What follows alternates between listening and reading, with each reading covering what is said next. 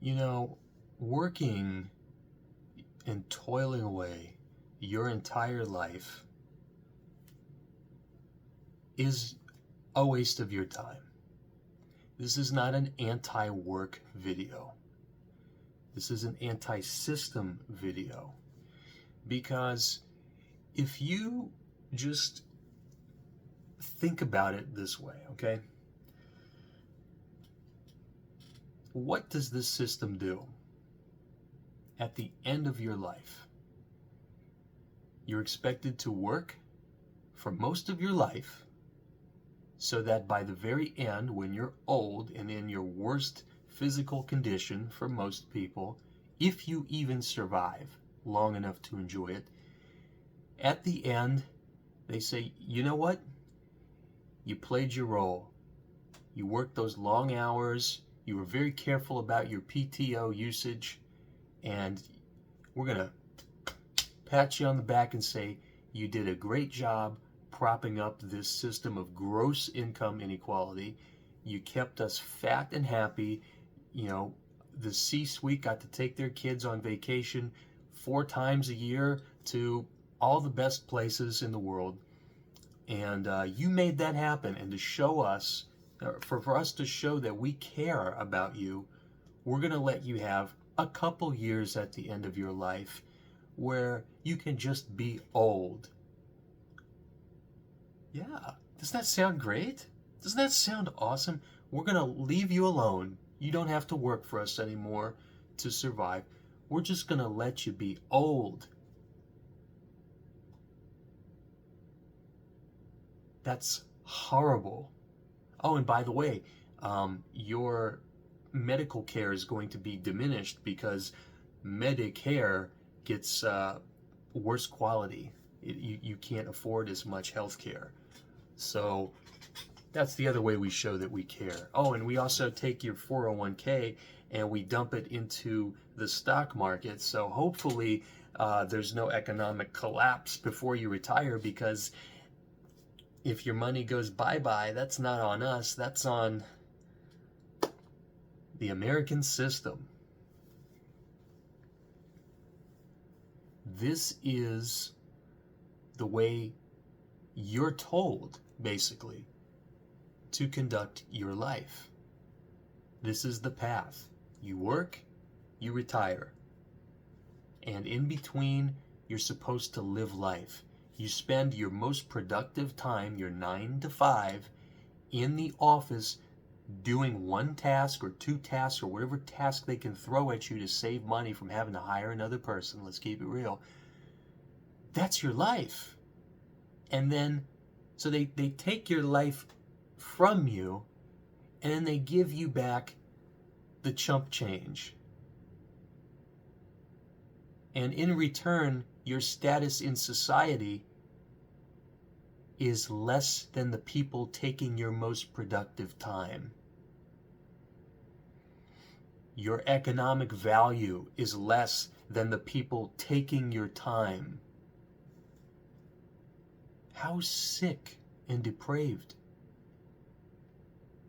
If I had to invent the most egotistical system, how could I reward myself? Oh, I know. I'll create a system where I go out and I try to take other people's time away from them, their most productive years. I will take it from them so that I can scrape the profit for myself and go on vacation and do whatever and be at the top of the ladder, the status chain. That's what the society is a status. You know, India had the caste system, and you know, yes, there's some room for upward mobility, but let's be honest, you are going to be where you're at probably for the rest of your life.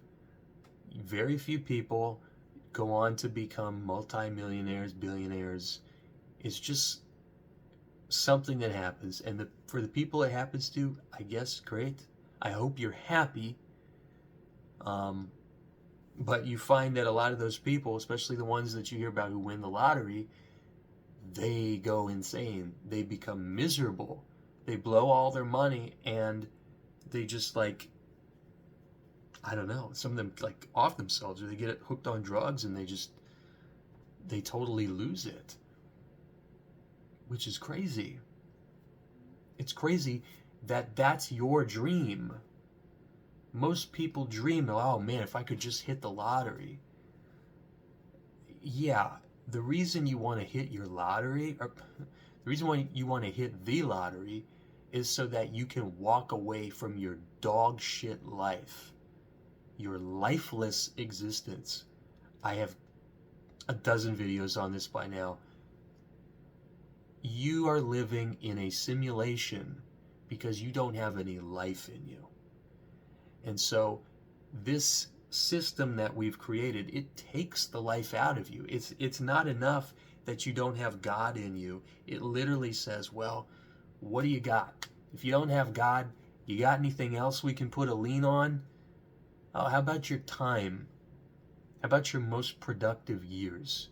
Yeah, let's put a lien on that.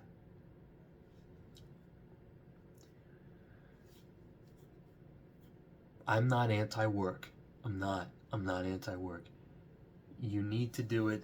You know, if you have loved ones who can't, earn for themselves, and that's for a lot of people, that's why you work. You have dependents. You have people who count on you to keep the lights on.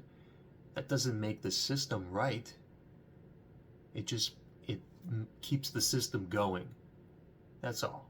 That's all. And so, what about retirement then? How can you fix retirement? What are you supposed to do at the end of your life? If these are our most productive years, right, as a young person from 20 to, I guess now you could say 60. And that could change. That could change at any moment. We live in a society, so that could change. So you have these productive years. How can you change this on an individual level? Because I don't think you can change society. There's, unless you are ordained by God to change society, I don't think you can change society. And if you say that you're ordained by God, I'm going to ask a couple questions. Let's just start there. But, well, you have to look at what should you be doing with the 9 to 5? What should you be doing with your daylight hours? Well, as human beings, living with God, living with the Spirit, I'll move away from this religious language, having the force of life in you and the essence of life all around you, filling you, fulfilling you, and making you whole. You're going to want to work. You're going to want to give. This is something you're going to want to do. Okay? Work solves itself. The concept of work doesn't really exist. It only exists in an ego-run capitalist system. And sure, it exists in China and they're quote-unquote communists. So it's not about the system. It's about the mind state of the people in the system and perpetuating the system. But when people say, well, if you want to get rid of the system, who's gonna pave the roads? Who's gonna take out the trash? People aren't lazy. They're not lazy. If you are living in your path, in your essence, you are going to give. You are going to work. These are natural impulses. If they weren't natural, we would never do it. A human being has no incentive to donate money. to give something with no expectation of a return.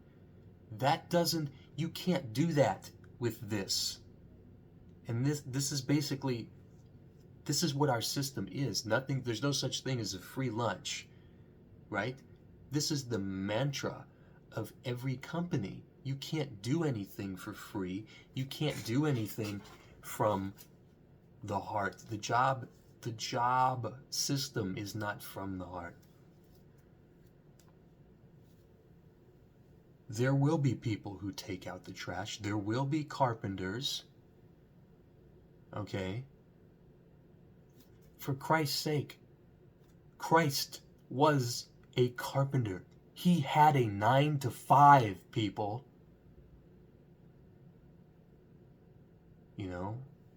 Like, it's not a sermon on laziness. It's not putting virtue in laziness. It is merely to say that you cannot use it as an excuse. You cannot use laziness as an excuse to keep this system going when this system demonizes work. Okay? It demonizes it because it makes you hate it. It makes you hate work. People are walking out of their 9 to 5s. This system makes you do that. If you are happy doing your job because you have fulfillment in life and this is your path and this is something that you know is helping people, you will not get tired of this job. You know? There are some people who literally love what they do, and I do envy that in some way. I envy that. I think that's fantastic, as long as it's authentic. That's a special thing, especially if you can earn a decent income from it, like to be happy and fulfilled and to have the fullness of life in you. That's a special thing, but it's not special. Everyone can do it. It feels special because no one believes they can do it, because you're told that you can't do it. It's impractical. You solve the work problem by fixing yourself, and you fix yourself by giving up and saying, I don't care about what happens next. I don't care about my image. I don't care about the rest of the world. And it's not because I don't have compassion. I have to have compassion for me. God has compassion for me, has compassion for you. God wants you to stop the charade. Life, removing God, life wants you to stop the charade. It wants society to stop the charade. That's why everybody's miserable. It's saying, cut it out. It's not working for you. And if you can stay on this path and live from here, it doesn't matter about retirement. You can work until you're 100 years old, because every day is fulfilling. Every day. People now, look at what happens to a lot of people who retire. Half of them, they go crazy. And then they go back to work. I know a woman who was a manager of a department inside of a corporation. And, you know, she thought she was going to work forever, but she eventually decided to retire. And I guess she was retired for, I don't know, 6 months, a year, maybe a little bit more than that. And I come to find out through the grapevine that they're working at a teller line. A job that was not 1, 2, 3, but like 4 ranks on the pay scale below where they left from. And they did it because what else is there to do? If you don't have fulfillment, then you're just going to want to work because you think that that work is going to fill the void. Now, she might be happy. I don't know. You know, it's possible that being working at a financial institution is your path, I suppose. But my intuition on it is that she just went crazy, being retired and not having anything to do, so it seems, not having the fullness of life in you. You spent your entire life being a workaholic, and that is what sustained you and made you feel like you weren't going crazy. And then you have to sit with yourself. Your whole life you've been doing this, and then you have to sit with yourself, and it becomes unbearable.